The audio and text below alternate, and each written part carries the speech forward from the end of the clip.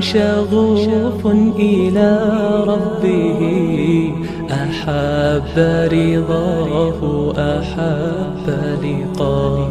يظل يجيء إلى ربوة قرار ويسمو وذا مرتغى.